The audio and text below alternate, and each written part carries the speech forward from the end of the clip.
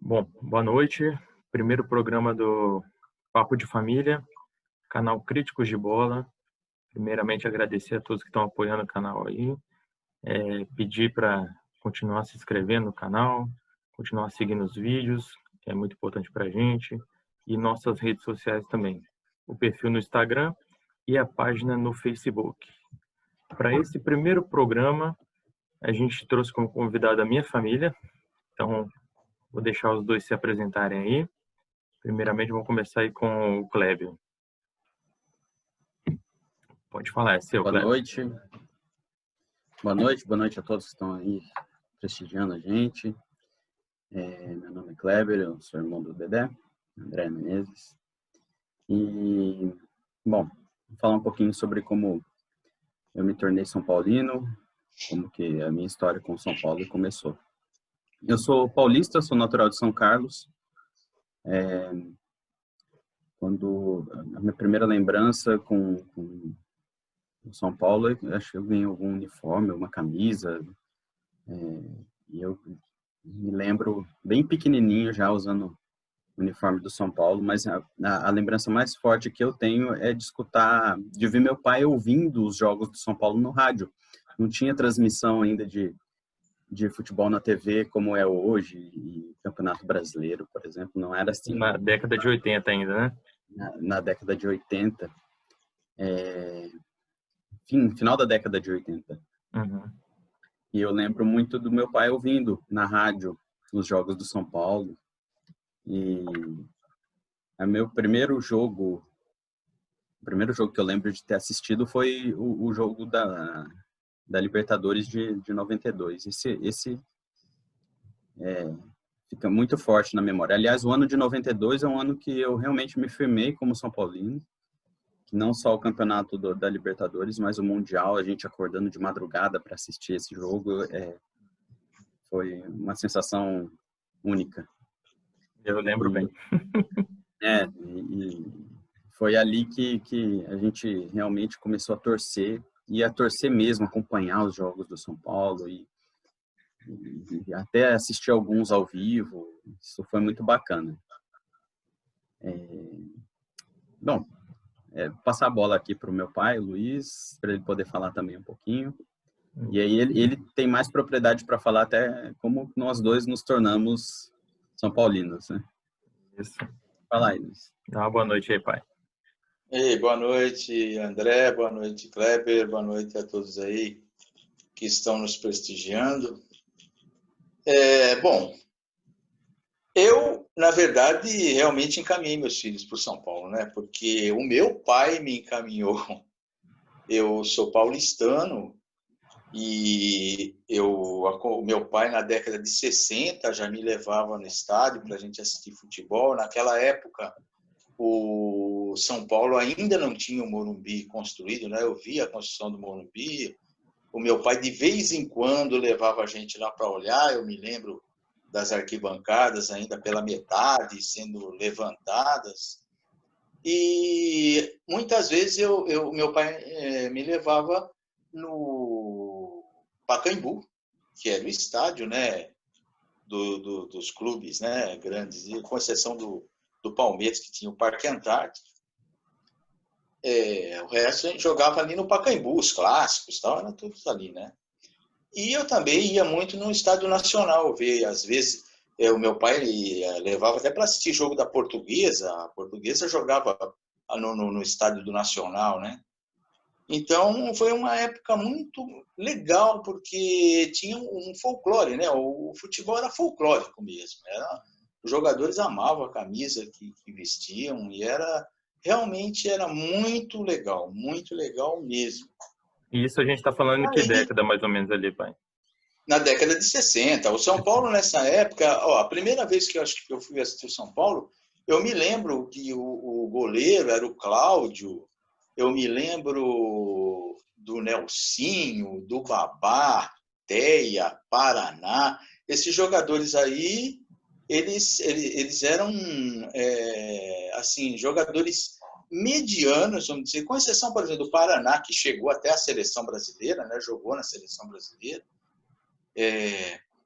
Mas o São Paulo, nessa época, vivia realmente a construção do estádio. Então, todo o dinheiro que era arrecadado, que o São Paulo tinha, as rendas iam todas para o estádio. O São Paulo não comprava jogador caro, né? Eram jogadores de times pequenos do interior de São Paulo, né? E os jogadores da base. É assim que funcionava o São Paulo. O São Paulo, inclusive, tinha uma captação de renda que chamavam, era um carnê chamado Paulistão.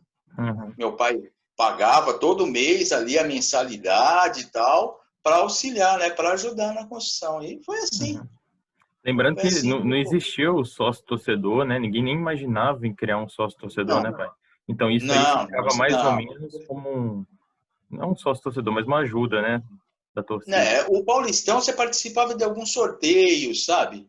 Havia Uhum. sorteio de carros, essas coisas assim, mas não tinha nada a ver com sócio-torcedor, né? Isso aí não existia, não. Não existia. Uhum.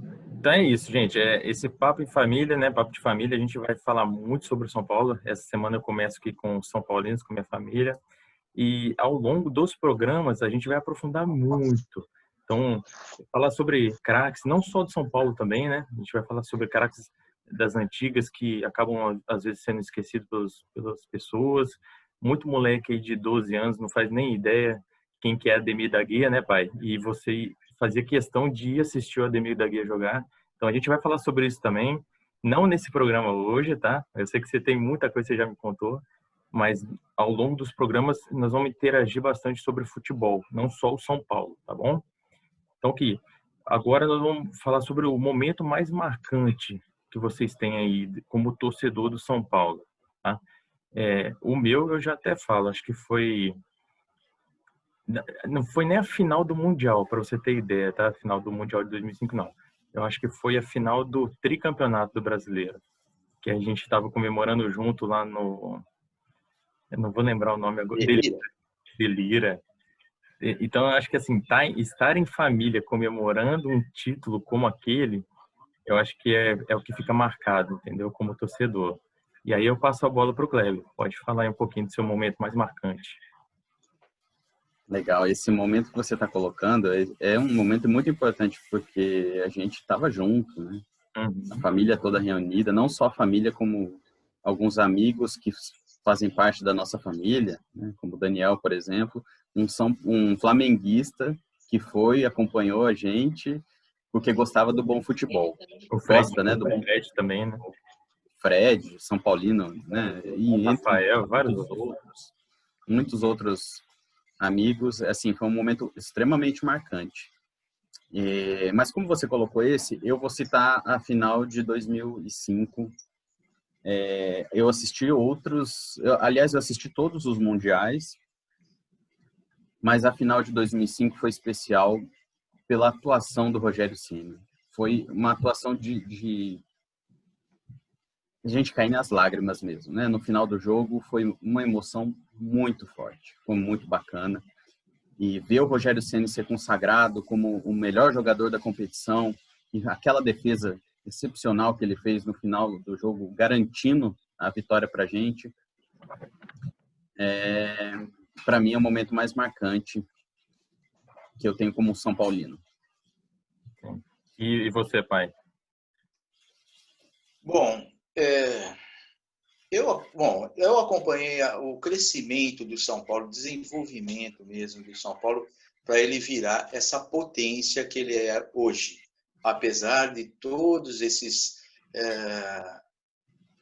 entraves, na verdade, esses últimos que nós 10 anos, né, hoje, politicagem. por uma questão política, essas coisas todas que a gente vai falar posteriormente, mas eu acompanhei. Então, São Paulo ele virou realmente um gigante do futebol mundial, né? Agora, o primeiro grande momento que eu acho dessa história, sem dúvida, o Mundial de 92, né? Ali foi a primeira pedra desse castelo que o São Paulo montou, né? A partir da década de 90, internacionalmente, né? Uhum. Então, o Pelé, com seus comandados lá, e o Raí, todos eles, realmente aquele foi um momento grandioso na história do São Paulo. E um outro momento que eu não posso deixar de destacar é o tricampeonato brasileiro, porque eu acredito que difícil, vai demorar muito, pode ser que aconteça até, mas vai demorar para que um clube consiga 3 campeonatos brasileiros seguidos, como foi o São Paulo. Sim. Muito difícil, é um feito realmente brilhante. Marcou muito, e pela festa que nós fizemos juntos, né? Inclusive, assim, a gente nem acreditava muito no último, no tricampeonato, né? O São Paulo, ele vinha meio pelas tabelas, e aí, acho que foi depois do jogo contra o Cruzeiro, se eu não me engano. Que ele deu uma arrancada, exatamente. Porque, na verdade, o que aconteceu? No último ano, os clubes queriam o quê? Derrubar o São Paulo. O São Paulo era o visado, né? E realmente foi mais difícil. Mas nós tínhamos jogadores realmente competentes. Cascudo, né? Jogadores cascudos que cascudo, o time, quando precisava da técnica, tinha até, quando não tinha técnica, ia na raça, o time era unido, forte, e o Muricy era um comandante exemplar, né? Faz muita falta, né? Demais. Muricy aí de volta, eu sei que ele de técnico não, mas ele vai retornar ao São Paulo, eu tenho certeza. Depois do Tele Santana, o Muricy foi o técnico mais vencedor do São Paulo, sem dúvida. Sem dúvida. E eu vou falar uma coisa para você. Eu vou contar uma história, já que nós estamos falando do Muricy, que eu me lembro do Muricy jogando no São Paulo, lá quando havia o futebol Dente de Leite da TV Tupi. Nossa. O Muricy era o craque do Dente de Leite. E depois eu vi o Muricy subir, né? Eu já acompanhei ele quando ele jogou no juvenil, no aspirante, e depois subindo para o profissional.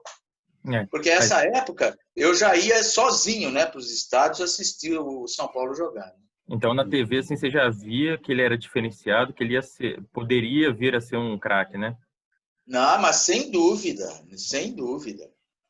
Igual hoje a gente vê, por exemplo, o David Neres, que a gente vê lá na base subindo na Copa São Paulo, chegando no profissional bem, e a gente vê que é um jogador diferenciado. Não pode nem chamar de craque, porque hoje qualquer um a gente chama de craque, né? Despontou um pouquinho, a gente chama de craque. Mas você vê que é um jogador diferenciado, né? Assim como o Anthony, também, que foi para o Ajax agora. O Lucas, né? O Lucas também, que nós vimos. Para a França na época. Né? Apesar do Kaká ser reserva lá na Copa São Paulo, mas quando ele começou no profissional, você já via que era um jogador diferenciado. Mas a maioria dos jogadores que saem da base do São Paulo são jogadores, a maioria deles, são jogadores que despontam nos times. E deram muito certo. Nos últimos anos, a gente diminuiu muito a quantidade de jogadores revelados que realmente despontaram. Mas o São Paulo sempre teve essa tradição de revelar bons jogadores, e esses jogadores eles terem uma carreira vitoriosa em todos os clubes que passaram.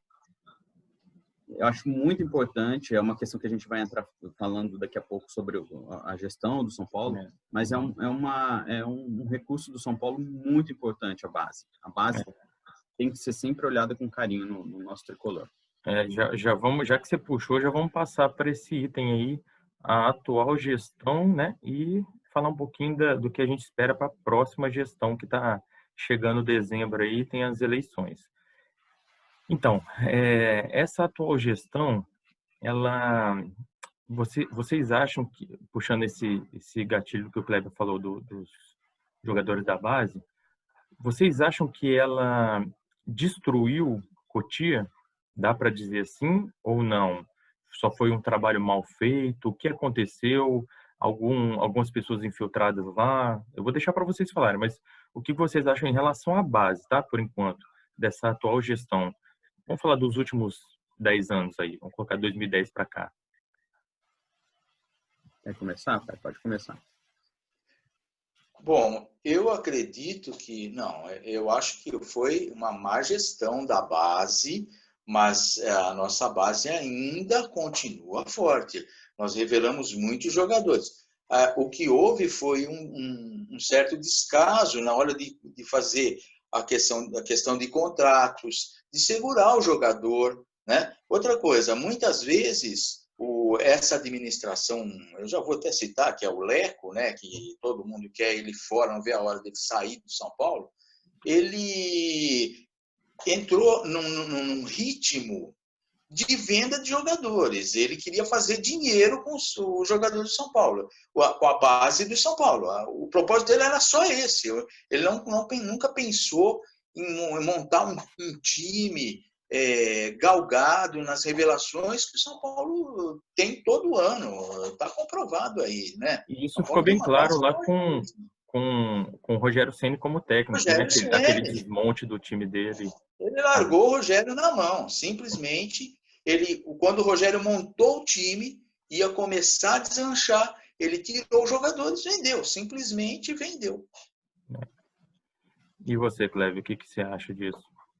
A minha linha de raciocínio é bem parecida.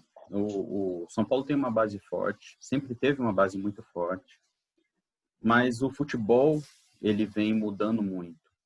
A forma como o jogador é trabalhado na base vem mudando muito. Então, hoje é muito mais generalizado. O jogador tem que entender de tudo um pouco, saber todas as posições, saber fazer todos a atuação em todas as posições, no caso, né? Uhum. E acaba que alguns fatores são prejudicados, como a essência do próprio jogador, né? Tem jogadores que eles têm uma determinada característica e eles acabam não trabalhando essa característica porque precisam ser muito genéricos, entender de tudo, ter um físico muito mais forte. E aí a técnica acaba ficando de lado. Na formação de base, no geral, no Brasil, isso também em decorrência da globalização do futebol. A gente não pode esquecer que o futebol, o Brasil começou a exportar muitos jogadores, mas nós importamos muito da Europa, do futebol europeu, né? Importamos no sentido de técnicas de aprendizado, os técnicos em si, eles utilizam muito das teorias que são aplicadas no futebol, não só europeu, mas no futebol de todo mundo. E, na minha opinião, cara, essa globalização, ela prejudicou demais o rendimento e o crescimento dos jogadores. Então, você não tem um treinamento mais específico com determinada característica. Você pode ver que a maioria dos finalizadores sumiram do mercado. O camisa 9 não é revelado mais, cara. O driblador de ponta, pouquíssimos times. A gente tem o Antony, que saiu, né? Nós tivemos sorte, para te falar a verdade. Nós tivemos o Luiz Araújo, nós tivemos o Antony e também David Neres.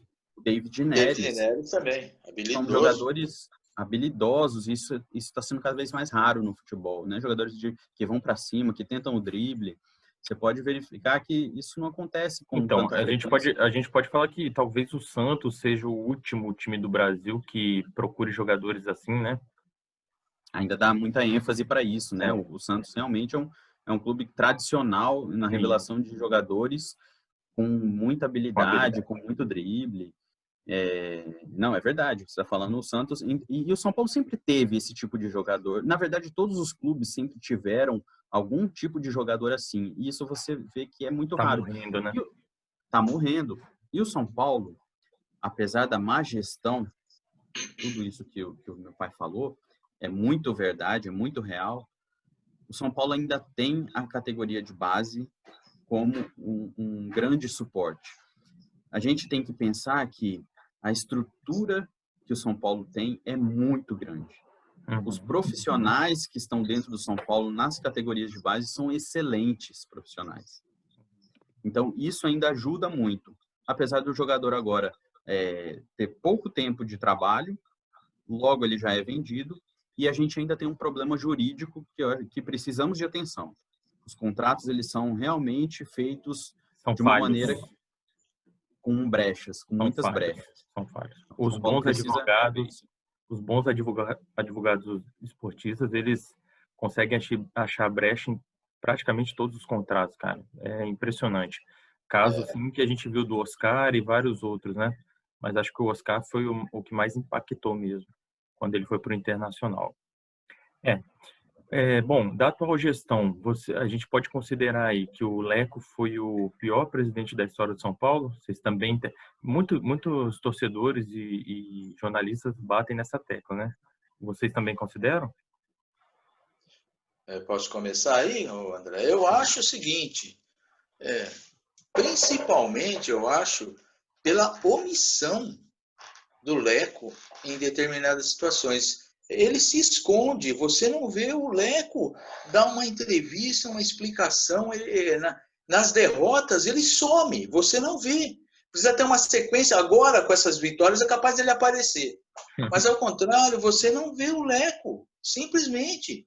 Ele é um omisso. E outra coisa, ele se esconde atrás dos grandes ídolos do São Paulo. Eu não estou dizendo que o Raí está correto de ficar ali no cargo que ele tem, ele não tem experiência, certo? De gerente de futebol.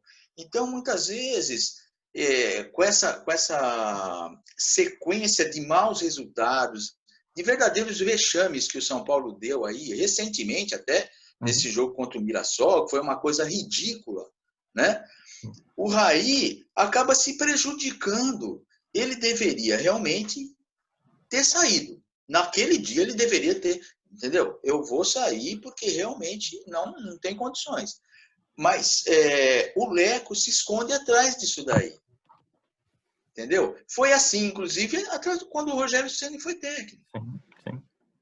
Então, realmente, essa administração de São Paulo é um desastre em todos os pontos. Se você pegar as pessoas que estão trabalhando no São Paulo hoje, eles não têm condições de arcar com um cargo dentro de um clube do tamanho do São Paulo. Essa é a realidade. A minha opinião é essa. E eu acho que até a maioria dos torcedores do São Paulo, né? Com certeza. Então, o que nós esperamos? Que essa diretoria, que esse presidente saia, mas ele não vai sair agora. Ele vai esperar terminar o mandato dele e não tenha dúvida que ele vai ficar até o final, né? Sim. Mas realmente foi péssima a administração. Se não o pior, talvez um dos piores, né? Eu acredito até que, olha, foi o pior. Pelos vexames, pela condição financeira que ele deixou São Paulo, pelo menos que a gente vê das informações que a gente tem, né? Porque a gente não está vendo nada lá dentro, né? Mas as informações que estão divulgadas pela imprensa, né? Realmente você vê que foi uma administração desastrosa. Eu penso que é uma das piores administrações que o São Paulo já teve. Não sei se é a pior, porque a do Aidar foi a segunda passagem dele pelo São Paulo foi terrível. Moralmente também, né? Moralmente também. Moralmente, em todos os aspectos, o Aidar foi péssimo nessa última gestão. E o Leco também não fica atrás. A gestão dele é uma gestão omissa, como o meu pai falou. É uma gestão que se preocupa muito com o clube e outras questões do clube, menos com o futebol, pouquíssimo com o futebol, sabe? E não é só a gestão, na verdade, o Leco, ele tenta agradar os conselheiros do São Paulo, sabe? Os conselheiros mais antigos do São Paulo, e tá pouco se preocupando com o time de futebol em si, por isso ele não aparece, é por isso que ele pouco aparece. Apesar do Juvenal Juvencio ter sido um cara muito centralizador, e passado muito tempo no poder ali no São Paulo, subiu a cabeça muitas coisas, mas foi um dos maiores vencedores, dos presidentes mais vencedores que já passou. Se a gente não pode chamar do melhor presidente, mas o mais vencedor, com certeza, né? Mas é um cara que se preocupava com o clube e colocava a cara a tapa. Né? Com o futebol, e ele assumiu. O Juvenal entendia de futebol, né? Ele entendia de futebol. Diferentemente do Leco, eu acho que o Leco não é o ramo dele, não. Realmente. Eu não concordo com a gestão do Juvenal também, sabe? Não acho que tem que ser esse tipo de gestão. Na minha opinião, eu sou muito favorável a uma profissionalização da gestão. Tem que se ter uma gestão mesmo de pessoas contratadas, pessoas competentes, que saibam gerir um clube empresa. São Paulo tem que ser transformado num clube empresa para poder alavancar novamente, a gente voltar a pensar em títulos. O São Paulo ficou muito para trás nessa questão administrativa e a gente não conseguiu bons contratos de patrocínio durante muito tempo. O mundo está mudando agora, a gente não sabe como que as coisas vão ser, como o futebol vai se organizar. Acho que o tempo de organização do futebol brasileiro, ouvi você falando num programa anterior sobre a NBA, acho muito bacana, acho que deveria ser exatamente assim o tipo de gestão que o futebol brasileiro precisa. E o futebol perdeu a oportunidade. Em 2014, após o vexame do 7-1, era A a hora de época mudar, né? perfeita para mudança. Deveria se ter iniciado as mudanças administrativas, a CBF tinha que ter colocado a cara, a tapa e falado, vamos fazer diferente, a partir de agora vai ser desse jeito. Vamos profissionalizar os clubes. Vamos colocar aqui, regras para todos seguirem. Só que é muito complicado, é uma situação que financeiramente envolve muito dinheiro. Pessoas não vão querer perder Largar o dinheiro assim, né? De mão largar o beijada. dinheiro. É É isso. bem complicado.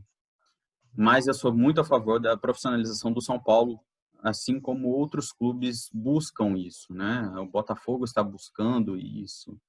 Tem alguns outros clubes no Brasil que o clube de Londrina conseguiu fazer isso, subiu de divisão, da 4ª divisão que ele estava, acho que foi para a 2ª divisão, enfim. São clubes que começam a dar certo. O próprio Grêmio São Carlense, da onde a gente nasceu, tal, é um clube que passou por uma etapa de reestruturação, empresários compraram e estão profissionalizando o clube. E em pouco tempo você vai ver esse clube aí disputando as primeiras divisões do Paulista, pode ter certeza. É engraçado porque assim, eu vejo muitos torcedores com um sonho de chegar um magnata no Brasil e comprar o clube dele e começar a comprar jogador e vamos embora e ganhar título. É lindo, ganhar título acho que é o ápice do clube, né? É o mais importante no futebol, mas o futebol brasileiro virar o que é o futebol europeu, eu acho que, primeiro, que não vai acontecer, e segundo, que não é o ideal, cara. Eu acho que o ideal é isso que você falou mesmo, é transformar os clubes em empresas, né? Serem administrados por pessoas competentes, que entendem de gestão, de administração, e não o que acontece hoje. Por exemplo, o São Paulo, ele é representado, somos 20 milhões de torcedores, e nós somos representados por simplesmente 200 velhos que estão ali dentro há 50, 60 anos, sei lá quantos anos, sentado numa cadeira, que a gente não sabe nem se é São Paulino ou não é, de verdade, e eles decidem as coisas sobre o São Paulo. Então, os conselheiros vão lá encher o saco da gestão, do diretor, do presidente, sendo que a gente não sabe nem se é São Paulino ou não é São Paulino mesmo. Isso aí, assim, no meu ponto de vista, é terrível. E eu acho que o São Paulo também parou no tempo, né? Depois do tricampeonato brasileiro, o São Paulo se achou o maioral, o melhor do Brasil, a melhor gestão, né? A melhor maneira de conduzir um clube com sua estrutura que era diferenciada na década de 2000, e acabou parando no tempo. E essa parada no tempo está custando tudo isso que nós estamos passando hoje, né? E aí eu já passo para o próximo ponto, que é a próxima gestão, perguntando para vocês o que vocês acham, mas já colocando, porque eu acredito assim, nem o Casares e nem o Natel são de oposição. Eu acho que eles fingem, houve um fingimento aí entre uma briga entre o Natel e o Leco, porque, para quem não sabe, o Natel é vice-presidente hoje da gestão do Leco. Então, houve uma briga entre o Natel e o Leco para o Natel passar para a oposição. E aí o Casares é da posição, é a favor da... Não sei se é a favor da gestão do Leco. Da gestão, mas ele é da posição. Contra um Natel, que é vice-presidente do Leco. Então, eu queria que vocês falassem... Ainda não saíram as propostas, tá? Mas eu gostaria que vocês falassem... quão decepcionante foi o Marco Aurélio Cunha não conseguir chegar à tentativa de presidente, e o que vocês acham sobre isso, sobre essa passada do Natel para oposição para tentar virar presidente? Bom, é muito complicada essa questão política dentro de São Paulo. Realmente, dentro de São Paulo, isso faz muitos anos já que nós não temos uma oposição. O São Paulo só tem situação. Uhum. Eles são lá ligados e não existe oposição. Agora, o Natel tem como a tradição, quando você fala em Natel, na minha cabeça já vem quem? Um dos grandes patronos de São Paulo, que foi o Laudo Natel, né? Esse sim era um São Paulino de coração que lutou tanto pelo São Paulo, batalhou e ajudou São Paulo a crescer e crescer muito. Agora, fica até difícil eu falar alguma coisa desses dois, porque eles, na verdade, eles são situação. Uhum. Eu acredito que não vi as propostas, vamos ver propostas. Não né? saiu ainda. Qual é a proposta que eles têm? Porque o Casares, há muitos anos que ele convive lá, né, no São Paulo, e nunca vi assim nenhum trabalho dele assim que pudesse ser destacado. Uhum. Alguma coisa que ele tenha feito uma mudança, que o clube tivesse realmente se expandido, alguma coisa por intermédio dele, de uma atitude dele. O Natel é um novato, na minha opinião, mas é situação. Não tenho como falar assim sobre o que eles poderiam fazer. Tem que ver a proposta deles, né? Simplesmente isso. O São Paulo precisa de uma reformulação total. Isso não tenho nem dúvida, né? Precisa de gestores, de pessoas que entendam de futebol e que cada um, dentro da sua área, sejam profissionais, né? Como o Kleber falou. Tem que haver um gerenciamento, uma gestão profissional, né? Hoje, o mercado do futebol exige isso. É isso. E para você, Kleber, o que você acha? É muito difícil falar sem uma proposta, né? São situação, sem dúvida, as propostas não serão revolucionárias, não serão propostas, isso você pode ter certeza, não serão propostas que vão levar o São Paulo a um outro patamar, serão propostas muito parecidas com o que a gente já viu.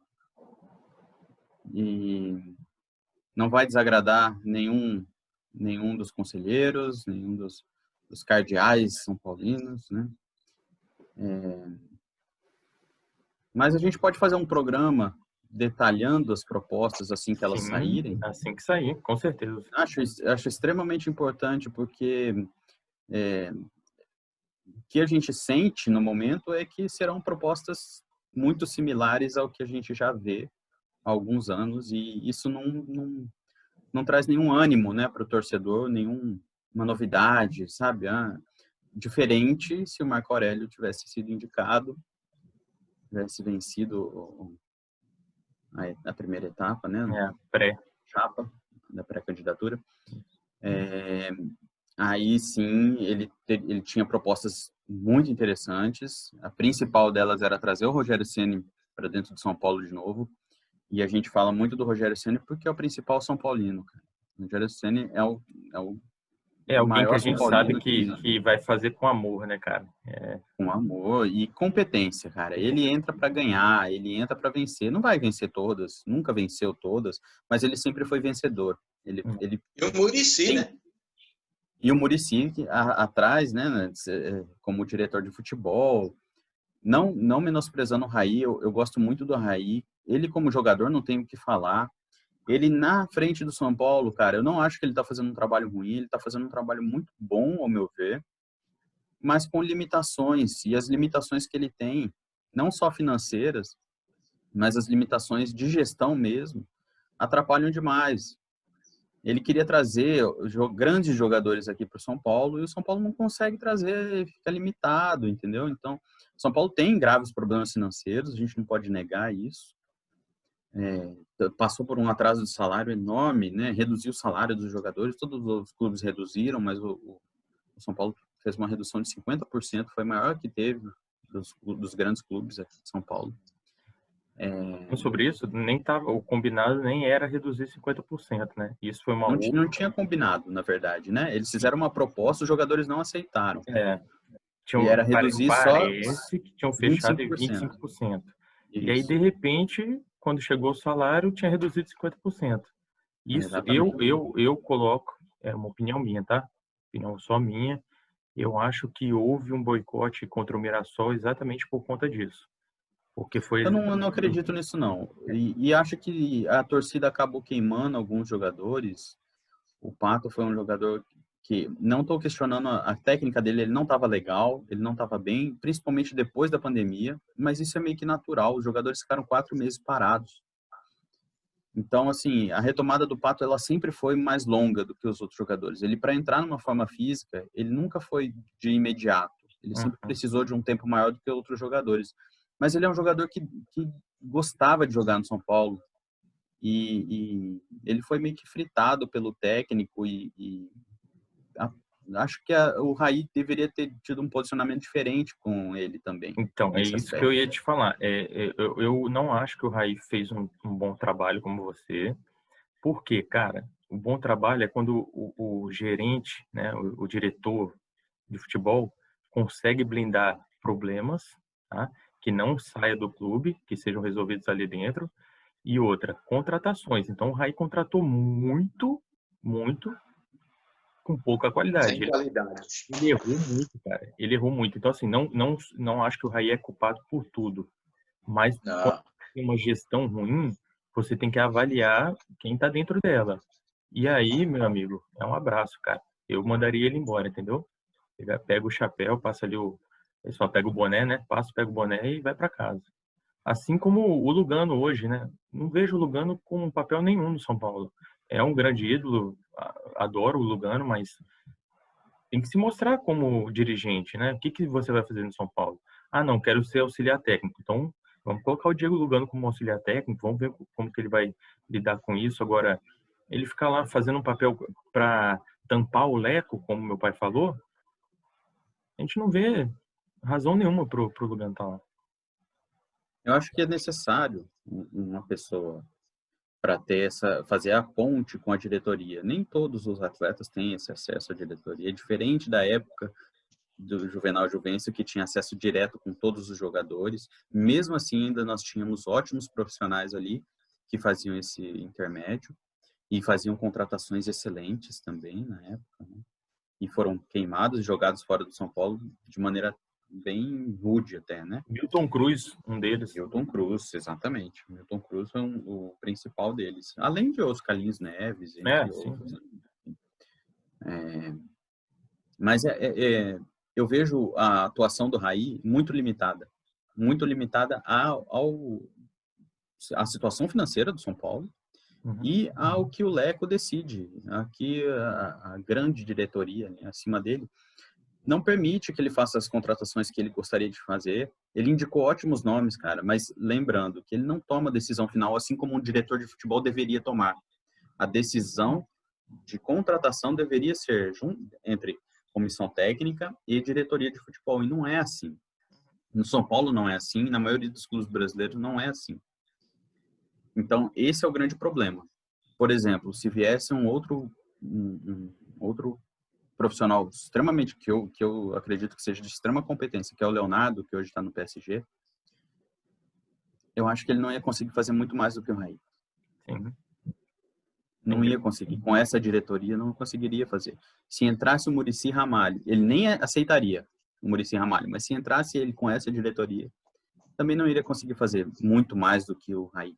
Concordo. Então, eu não coloco toda a responsabilidade nas costas dele por conta disso. Então, o trabalho que ele faz, para mim, é um trabalho bom, não é excelente, também não é ruim, é um trabalho bom dentro das limitações que ele tem.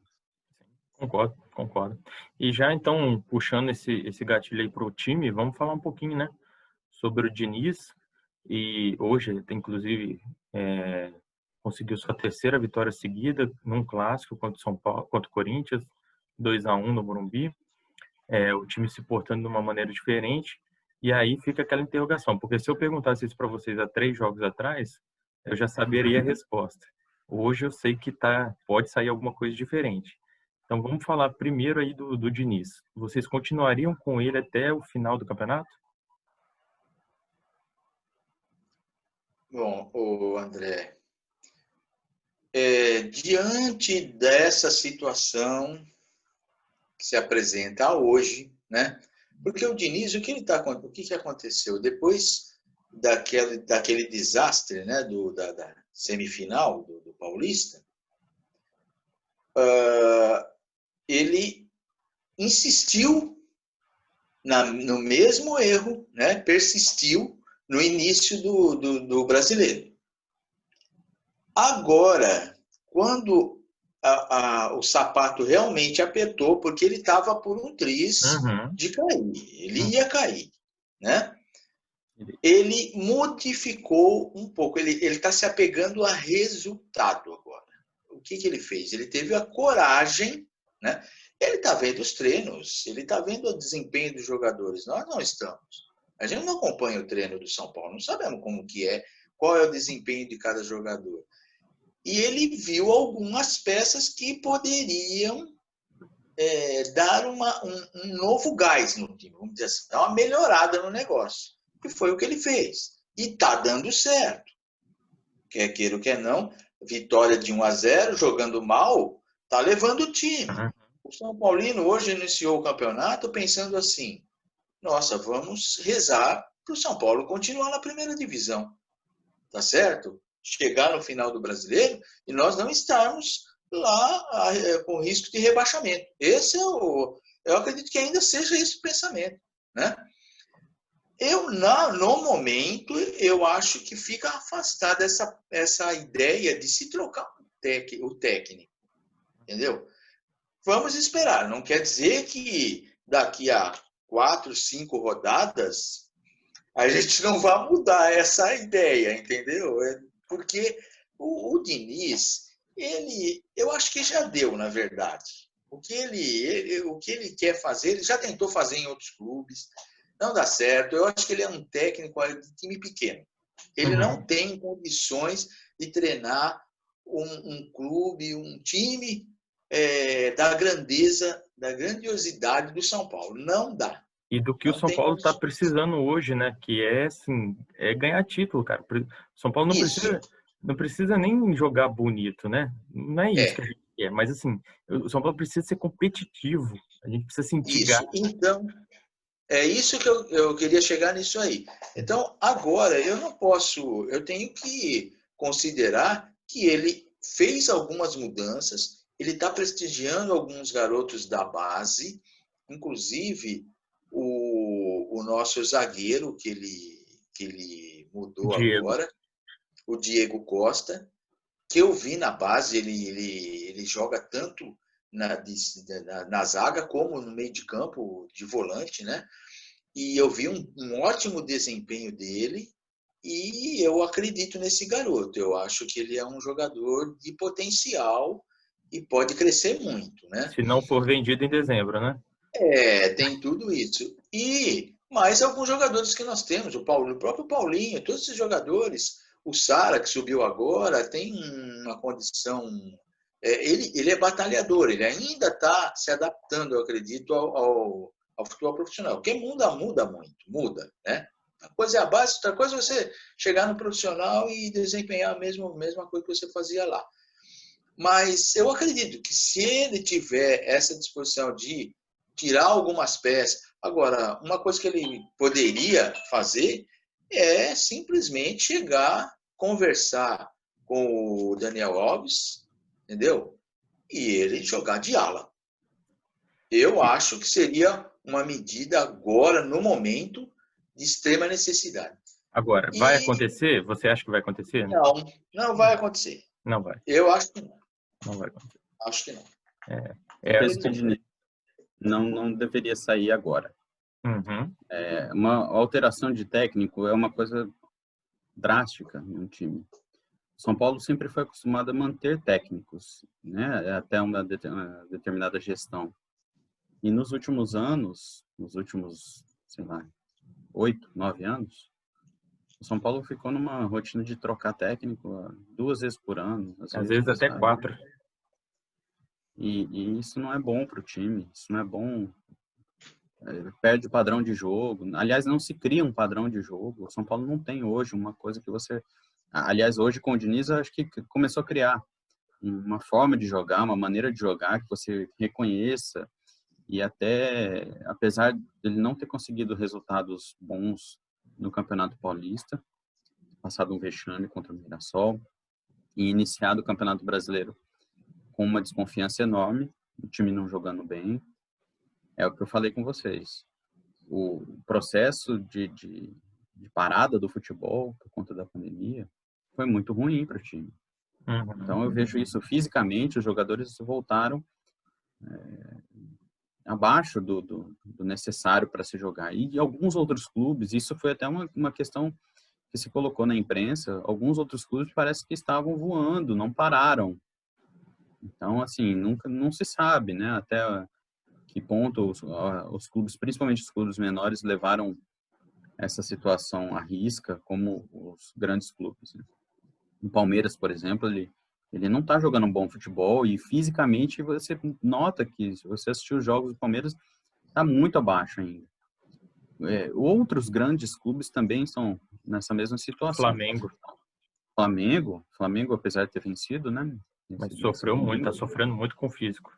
Está sofrendo bastante. Então, não acho que seja essa a solução do momento, tá? Não vejo o Diniz como técnico do São Paulo no ano que vem. Não gostaria muito que o Rogério Ceni fosse o técnico novamente do São Paulo.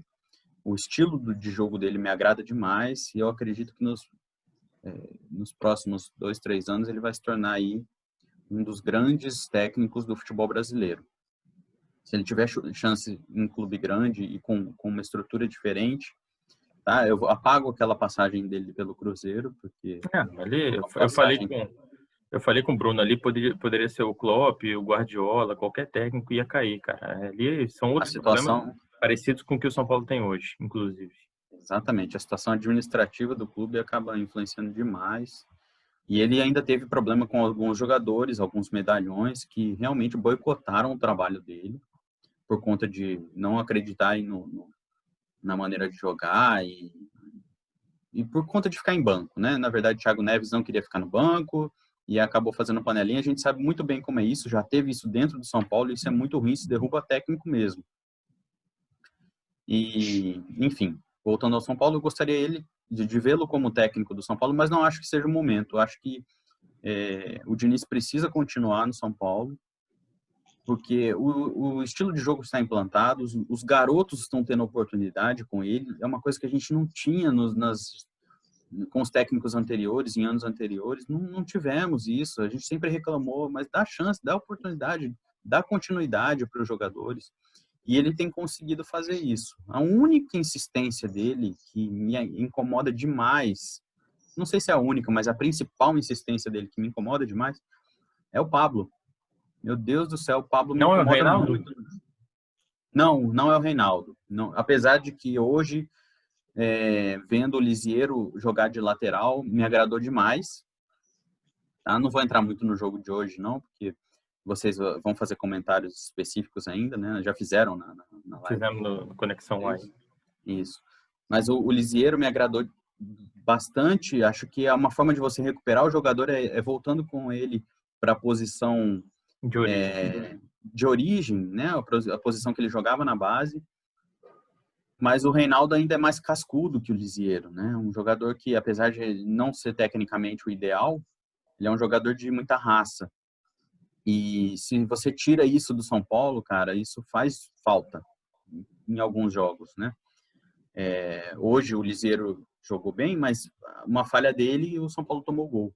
Uma falha dele e do Volpi, né? O São Paulo acabou tomando gol.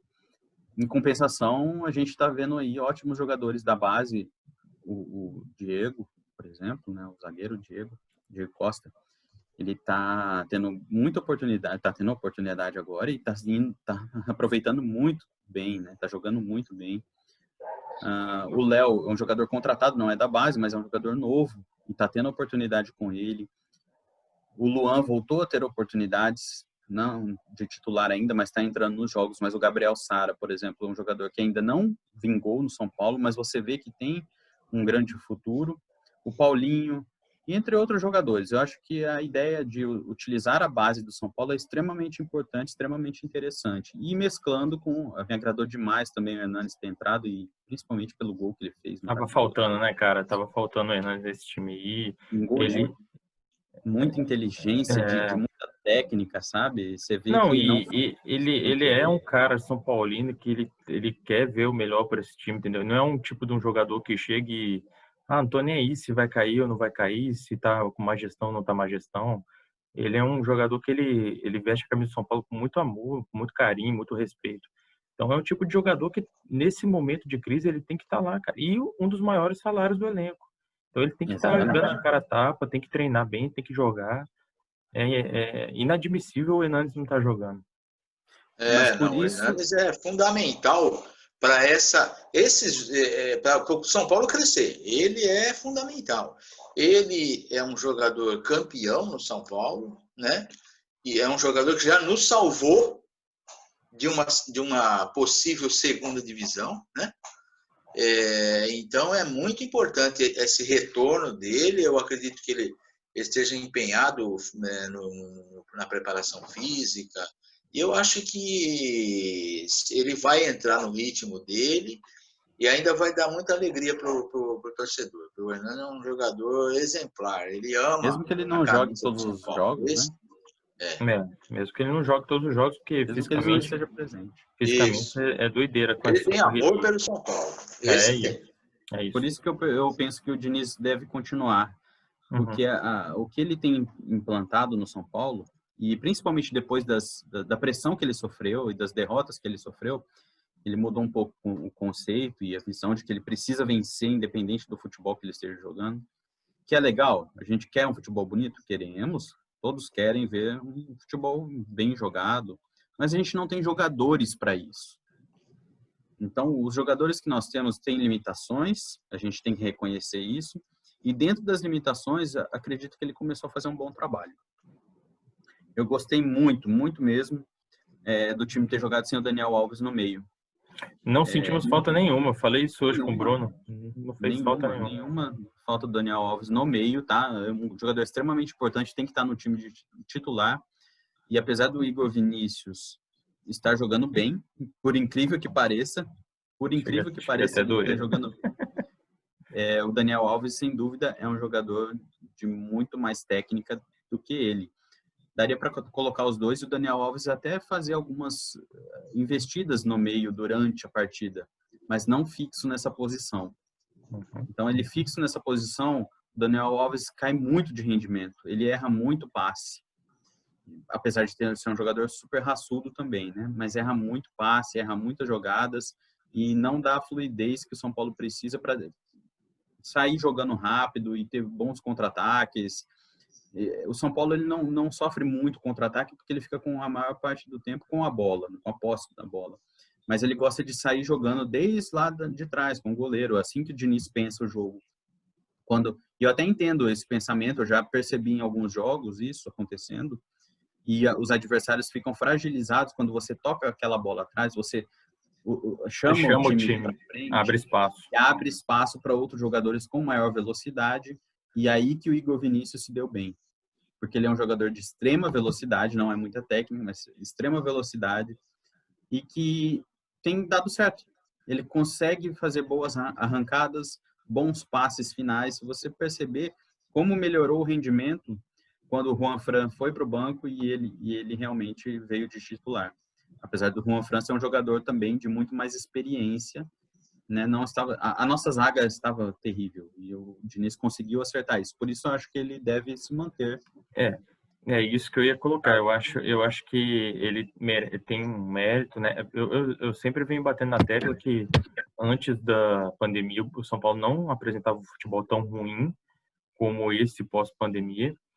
Então, alguma coisa de bom tinha naquele treino do Diniz, alguma coisa ele estava tirando para a gente conseguir fazer 4 gols numa Libertadores, na Universidade do Chile, mas que infelizmente, cara, eu até ouvi acho que foi o Antônio, o corintiano, falando comigo, que o São Paulo é o único time que está em terceiro e tem crise, né? O único time em terceiro em algum campeonato nacional que está em crise. E, na verdade, o São Paulo está em crise não é por estar em segundo ou terceiro. O São Paulo está em crise pela gestão que está tendo da diretoria e o pós-pandemia, cara. Assim, o futebol no São Paulo, ele tem que ser resultado muito rápido. Não dá para você ficar... No Brasil todo. No Brasil, mas vamos falar especificamente no São Paulo por estar passando essa crise durante muito tempo.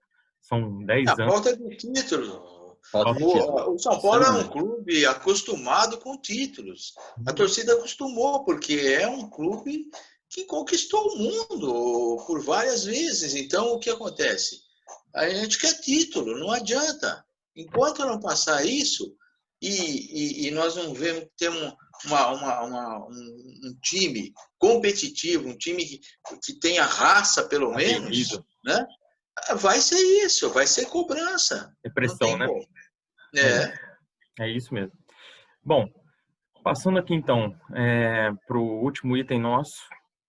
Se vocês fossem o presidente, o próximo presidente do São Paulo, né, em janeiro aí, estariam assumindo o tricolor do Morumbi em janeiro. Qual seria as mudanças, né? Qual seria o time, falando assim, começando do técnico e indo até o atacante para o próximo ano? Falando aqui, tá? Pode colocar sonhos possíveis, né? A gente não vai falar de um Messi, que é impossível, um Cavani, que é impossível pelo salário, mas assim, jogadores que de repente você fazendo até triangulações no mercado, que você conseguiria trazer por empréstimos, para poder ajeitar a casa no primeiro ano de gestão sua.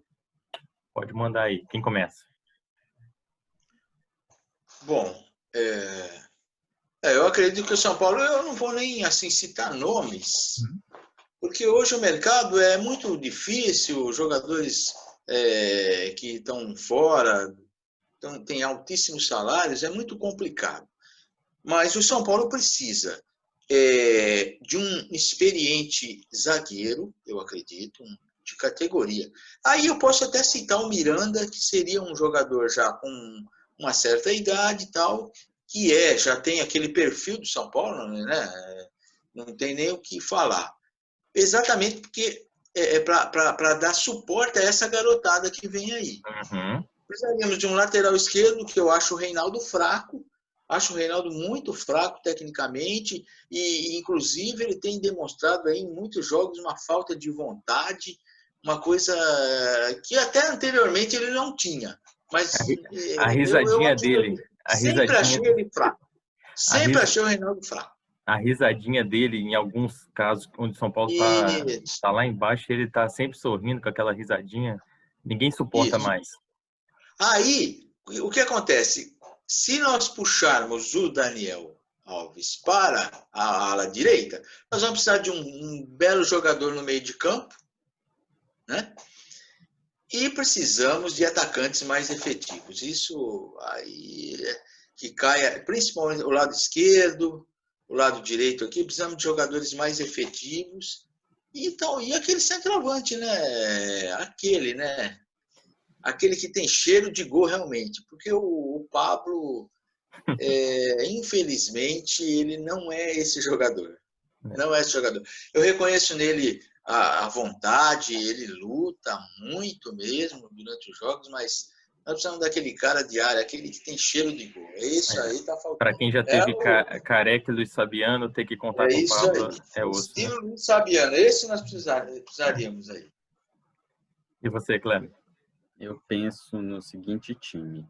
O Volpi deu certo. Muito difícil um goleiro substituir o nosso maior ídolo, né? Muito, muito difícil mesmo. Mas o Volpi está conseguindo devagarinho, ainda tem algumas falhas, tá? Que eu acho até normal, o goleiro acontece mesmo, mas em grandes jogos ele ainda falha e isso me incomoda um pouco. Mas é questão de tempo para ele estar na melhor forma dele e também outras questões do posicionamento do time, enfim. A zaga do São Paulo, eu gostei muito da forma como o Diniz está colocando o Léo e o Diego. Para mim, eu sempre fui a favor de você ter um zagueiro bem experiente. E o Miranda, sem dúvida, é um dos zagueiros mais vencedores que passou pelo São Paulo, né? Foi tricampeão. Ou, se não foi tri, foi bicampeão pelo São Paulo. Mas eu não traria ele. Eu manteria a zaga, tá? O miolo de zaga e os dois zagueiros eu manteria. Para a lateral, eu realmente concordo que a gente precisa de outros laterais, mas não mexeria no King Naldo. Eu gosto dele. Nossa. Eu acho que eu gosto, e não é questão técnica. Ele realmente não é um cara técnico, mas é um cara de muita raça. E eu acho que ele tem algumas falhas muito grandes, né? Principalmente o destempero em alguns jogos. Você vê que alguns jogos ele sai de si, ele parece que quer brigar, e eu acho que isso não é bacana, isso de repente Atrapalha ele, pode né? atrapalhar o time num determinado jogo, principalmente num jogo de Libertadores, dependendo de como fala. Libertadores está para começar novamente, e a gente tem que tomar cuidado com isso. O Reinaldo precisa se atentar, mas ele é um cara brigador, eu não vejo falta de vontade nele.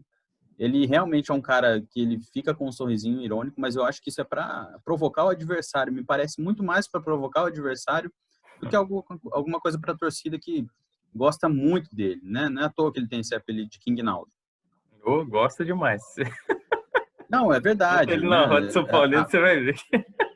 Bom, enfim, Ele tá existe muito uma parte queimado, grande. cara. Ele tá muito Não, queimado. ele tá queimado, eu reconheço isso. Ele não tá jogando bem, mas é um cara que eu ainda acho que seria um bom reserva. Entendi. No São Paulo. A gente precisaria de um titular, de um cara mais técnico, mas eu também não vejo hoje um jogador ali para aquela posição possível, sabe? Atuando no futebol brasileiro, que consiga substituir ele ali, bem. Centroavante, para mim seria um centroavante. Eu não acho que o Cavani era impossível, de verdade. Eu acho que o Cavani era bem possível. O São Paulo fez coisas mais difíceis para trazer o Daniel Alves, por exemplo. Mas você viu quanto que foi a pedida dele pro Benfica? Cara, questão. Foi uma pedida altíssima, O Benfica fora da pulou fora, realidade. cara. Se um time europeu pula fora, você acha que algum brasileiro vai ter condição de trazer? Muito difícil. Só se for da vontade do jogador, entendeu? Sim. Se o São Paulo tivesse um plano, ou fizesse um plano, trouxe o Pato, cara. O Pato ganhando 800 pau por mês, mais de 1 milhão por mês, várias vezes, sabe? Trouxe outros jogadores com salários altíssimos. Então, assim, talvez não fosse possível manter o Daniel Alves e ainda trazer o Cavani. Eu entendo isso. Né? Entendo de verdade. Mas, assim, o São Paulo precisa urgentemente de um centroavante goleador, um cara com um faro de gol que saiba finalizar, finalize de longe. E é difícil achar no mercado um cara assim. É muito difícil. O mercado está bem escasso. A gente tem poucos jogadores aí com essas Com essa característica, né? Impressionante. Porque, por exemplo, mas para mim isso... Pode falar, pode finalizar. Não, eu penso que o São Paulo precisa muito de um cara como o Antony. Perdeu o Antony, não tem ninguém que faça a função dele. Além do centroavante, o São Paulo precisa de um driblador. E é muito difícil você colocar um jogador nessa posição. Geralmente é um jogador cria da base, né? E a gente tem o Lucas. Nossa, como eu gostaria de ver o Lucas no São Paulo. De verdade. Mas é tão difícil quanto o Cavani. Então, os salários são altíssimos, ele tem muito mercado. Deixa eu entrar então no meu sonho, tá? No meu sonho, mas que é um sonho possível. Eu vejo assim, o Daniel Alves, quando ele fala que ele deixou dinheiro lá fora para vir jogar no São Paulo, ele está falando a verdade. Apesar do salário dele no São Paulo ser muito alto, né? Ele ganha hoje 1,5 milhão por mês, tá? Numa estratégia, não vou nem entrar na estratégia que o São Paulo tinha para pagar o salário dele, mas é 1,5 milhão a remuneração dele. Reduziu agora, né? Mas tá bom. 1,5 milhão. E quando ele fala que deixou, ele deixou mesmo. 2 milhões, 2,5 milhões. Mas ele tinha essa vontade de jogar pelo São Paulo. Então, lógico, 1,5 milhão é um salário muito alto. Ele não é tonto. Ele sabe que para jogar no Brasil, com a idade que ele tem, é muito mais tranquilo. e aí o salário desse, ele aceitou. Então foi uma compensação para os dois lados. E aí eu entro com o meu time, já começando a falar do Lucas Moura, um possível sonho. Por que o Lucas Moura? Porque eu acredito que com uma nova gestão que pense diferente do que está tendo a do Leco, e o Rogério Ceni como técnico, se você chegar para o Lucas e falar, Lucas, é o seguinte, ó, eu estou assumindo o time do São Paulo, né? Isso é um papo entre o Rogério e o Lucas. Eu estou assumindo o time de São Paulo, nós vamos revirar o mundo para trazer você durante 6, 7 meses. Tá? Não estou falando nem um ano, cara. Não estou falando nem um ano, mas assim, para poder dar uma cara para o São Paulo, para o Rogério ter uma tranquilidade no começo do trabalho dele. Eu acredito, cara, que se a diretoria se dispor a fazer isso, o Lucas vai bater de frente com a diretoria do Tottenham para vir jogar com o Rogério Ceni, entendeu? Eu acho um sonho possível. E aí, então, já vou começar falando da frente para trás, né? Vai ser o contrário. E aí, um outro sonho que eu tenho, que eu acho que é possível também, é o Lucas Paquetá. E aí eu vou te falar como traria ele como camisa 10 de São Paulo. Uma triangulação entre os times que querem o Igor Gomes e o Lisieiro.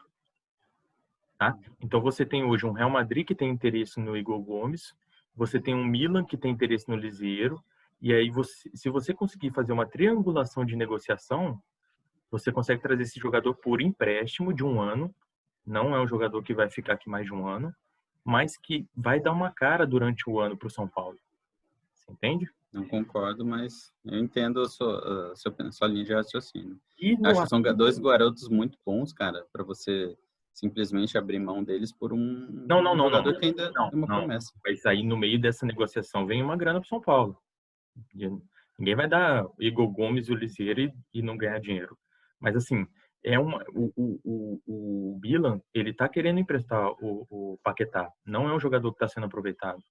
Então, assim, se você coloca isso numa cláusula para uma possível venda do Lisieiro, facilitando uma venda do Lisieiro, e ao mesmo tempo já colocando às vezes uma negociação entre o Milan, com certeza o Milan e o Real Madrid tem jogadores que eles querem.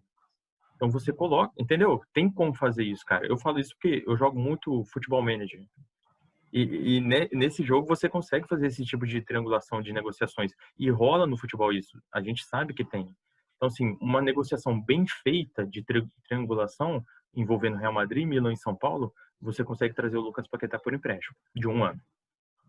E aí, na frente, eu vou passar a bola um pouquinho para vocês antes de eu finalizar meu time. O que acontece com o Gabriel Novaes?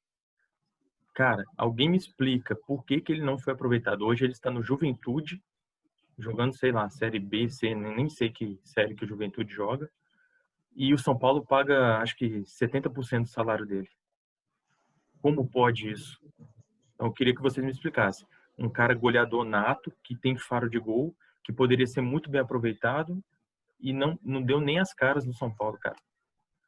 Não sei o que acontece. Goleador nato na base. Na base. Mas tem que ser aproveitado. É o tipo de jogador que você olha e é indignante, né? Então, dá uma indignação de você ver ele saindo e não sendo aproveitado e vai para a Europa. A gente não viu ele com muitas oportunidades, né? Outros jogadores tiveram e estão tendo muito mais oportunidade do que ele.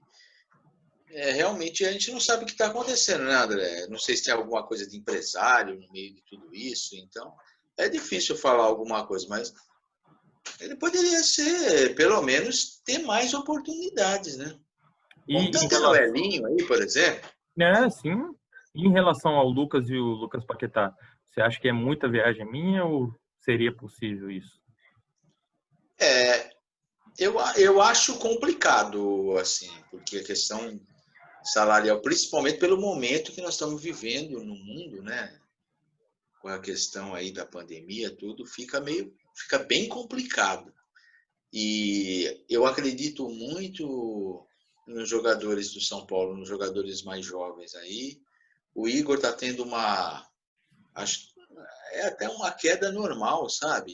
Diante da situação que vive o clube. O time não está rendendo, o jogador é novo, ele acaba... Mas ele vai voltar a jogar o que ele estava jogando, eu acho. Entendeu? E você, Cleber? Eu penso que o Lucas Moura é um sonho impossível nesse momento, tá? Mesmo com uma gestão nova, acredito que ele ele tem muito mercado na Europa, não é o desejo dele voltar ainda. Ele já declarou isso algumas vezes. Mas nem durante 6, 7 meses? Por um pedido do Rogério Ceni, pessoal? Mas eu não acho que seria algo útil para o São Paulo 7 meses com um jogador. De verdade, eu já vi outras experiências de pouco tempo para o jogador. Não dá nem para ganhar uma Libertadores com isso. Você sabe que o calendário do Brasil é todo complexo e, enfim, nós tivemos experiências com isso. Jogadores ficaram de fora de final e nós perdemos sentindo muita falta desses jogadores. Falta de jogador, né? 2 vezes, não foi uma vez só, né? Ricardo Oliveira, Adriano, sim. Ficaram fora de jogos importantíssimos e a gente poderia ter ganhado mais Libertadores. Enfim, não acho que o Lucas venha. O Lucas Moura, aliás, o Lucas Moura, não acho que ele venha. O Paquetá, acho possível, mas não faria com esses jogadores que você citou. Tá? Eu usaria outras peças. Talvez o Lisieiro, sim, mas o Igor Gomes, eu tenho muita fé nesse garoto. Eu tenho muita fé nesse garoto. Eu gosto muito do futebol dele. Ele não está em um bom momento agora, mas é normal de um jogador que passa dessa idade, né? Passar por essa inconstância, essa instabilidade. E eu não usaria ele. Mas o Lucas Paquetá me agradaria no São Paulo, porque a gente não tem hoje um meia de criação, um camisa 10, né? Apesar dele não ser um clássico, camisa 10 é um garoto de boa finalização. Potencial, né? Potencial. De bom potencial, Não. Mas não acho que ele viria também, tá? Eu acho que ele ainda tem mercado em outros lugares da Europa que hoje financeiramente valem muito mais a pena do que no Brasil, sabe? É um sonho mesmo, mas assim, é um sonho, eu acho um sonho possível, né? É difícil, teria que ter uma movimentação muito grande por parte de São Paulo para fazer isso, mas eu vejo como um sonho possível. E aí meu time, só completando, é muito parecido com o do Kleber, que ele falou, né? O Rogério Ceni como técnico, Volpe, Daniel Alves na direita, Júnior Tavares, manteria o garoto, daria outra chance para ele, na esquerda, zagueiros, Diego e Alce, tentando trazer o Miranda para ser o cara da experiência, porque se o São Paulo tiver numa Libertadores ano que vem, que já vale como título, né, esse ano, seria importante a figura de um zagueiro de peso.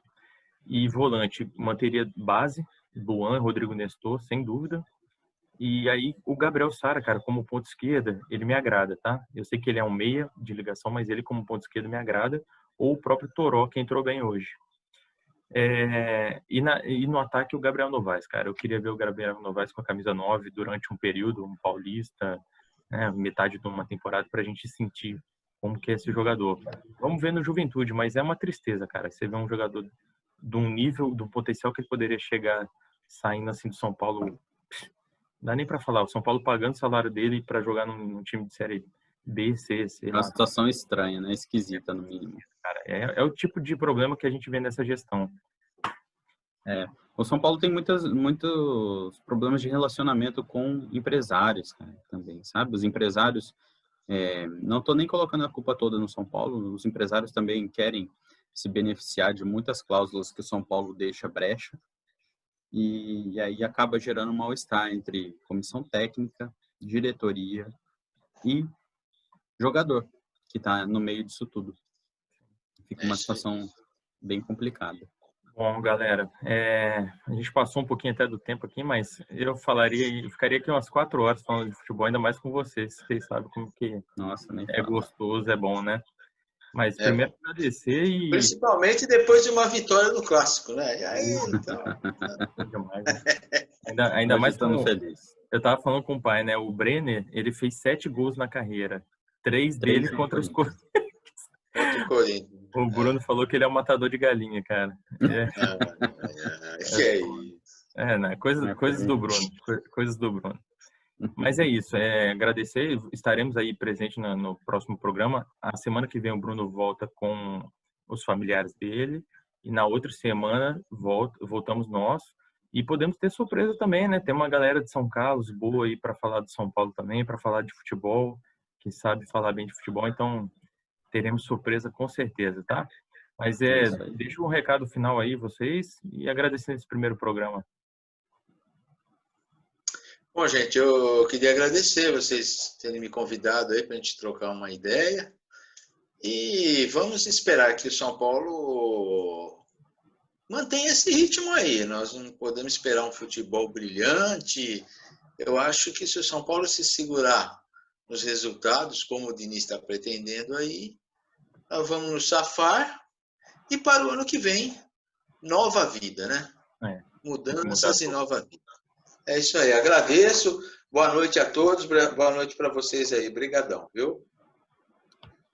Agradeço a oportunidade aí de debater com vocês. Foi extremamente prazeroso falar de futebol, falar do nosso tricolor. E, bom, espero estar presente em outras oportunidades para poder prestigiar vocês e também vocês enriquecem demais, né, o bate-papo com o futebol, o bate-papo sobre futebol e sobre o São Paulo. Muito obrigado a todos que acompanharam. Um beijo a todos, muita saudade aí do pessoal de São Carlos, mandar um abração para todos eles.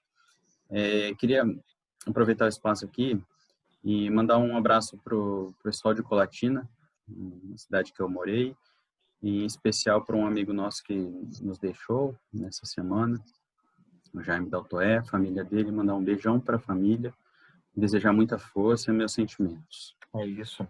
Muita oração, estamos sempre em oração lá pela família, viu? Nunca esqueceremos, tá? Isso aí. Um beijão para a Márcia, para os filhos dela lá, amo muito vocês. Tá dado o recado. E para os próximos programas vamos ter muito papo sobre futebol. Eu falo para você que meu pai é uma enciclopédia de futebol, cara. Ele sabe muita coisa, aprendi muito com ele e tem muito papo bom. Não é só sobre o São Paulo, não, tá? Quando eu citei o Ademir da Guia aqui, a gente vai falar muito sobre isso ainda. E os próximos programas serão interessantes, tá? Muito obrigado a todos aí, uma boa noite. Estamos juntos. Boa noite.